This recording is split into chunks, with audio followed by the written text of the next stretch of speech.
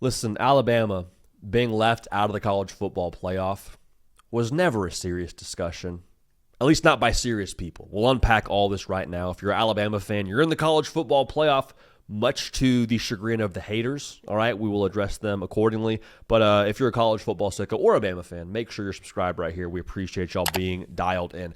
I can already hear it. I can hear it right now. JD, SEC shill, SEC bias. Okay? You can say whatever you want, but you got to acknowledge the fact that Bama's in the college football playoff, and it has nothing to do with them being an SEC team. I think it has everything to do with the body of work that Alabama's put together here over the course of this year. I want to make sure we say this so people can't get in the comment section and bring this back as a rebuttal. Alabama looked bad yesterday. Alabama got out physical yesterday. Alabama ran the ball for -3 yards. Embarrassing stuff, dude. Nick Saban, if he was on the sideline, would have eaten his own headset if they ran for -3 yards. Make that very clear. It was a bad showing. It looked bad. And everyone took to Twitter yesterday and said, hey, Bama's getting left out. There's no way you put a Bama team in now after the way they looked in that game. There's no way. And then Bama gets in, and it's like, well, why? Because everyone yesterday was a prisoner of the moment.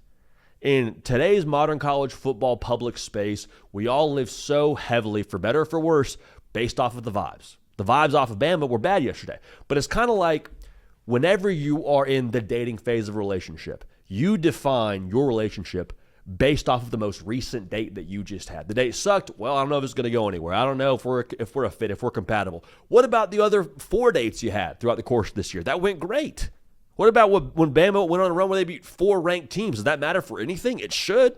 What about Bama beating Georgia at Georgia this season? Like, does that not matter? As I think it should. And so I think we all got carried away with this idea of Bama, how they looked most recently. Y'all, Bama was playing yesterday because they were the SEC regular season champion.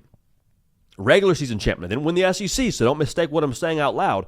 Bama, over the course of this regular season, put up a resume that was worthy of playing an extra weekend. If we had docked Bama for playing in the conference title game and getting drubbed in the conference title game, make no mistake about it, it would feel a lot like we were failing Alabama in a class for failing the extra credit. If Alabama didn't even touch the field yesterday, if it broke a different way in the last week of the regular season, and Bama was out, we wouldn't even be having a discussion about should Bama be in the college football playoff or not. And everyone wants to make this big case about Georgia out-physicaling them. It's like, I don't think we ever really thought Bama was the most physical team up front, did we? Everyone keeps throwing that -3 yards rushing stat in your face. Bama hasn't run the football well all year long. Like, they had some shades of it against Oklahoma. They averaged 4 yards a carry. They had something going on the ground against Auburn. But, like, Alabama has never been a good running the football team this year. So I get they had -3 yards rushing, but guess what? It was because Bama sucks at running the football and Georgia's elite at stopping the run. We didn't learn anything new about Bama yesterday. We just saw Ty Simpson with no run game against a team in Georgia that's found their footing. And also, let's say this too, Georgia is the number 3 ranked team in America. Bama, going into yesterday and coming out of these rankings, the number 9 ranked team in America.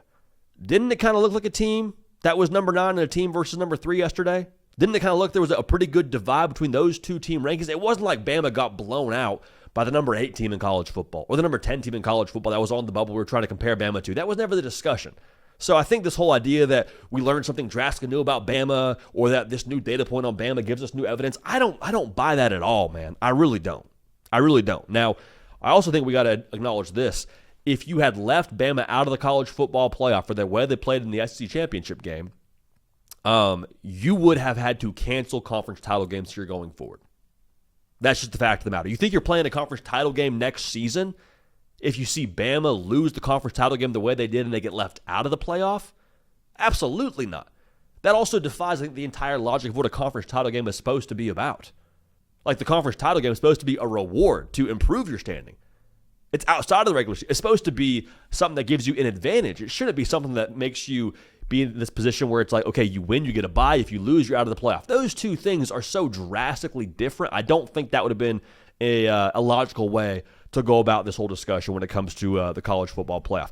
Now, I want to address this because I already know the good folks out there in Provo, Utah will be shouting from the top of their lungs, JD, keep that same energy with BYU. In my personal rankings, I would have kept BYU at 11 coming out of their conference title game. Same deal with Bama. Kept them at number 9 in their conference title game.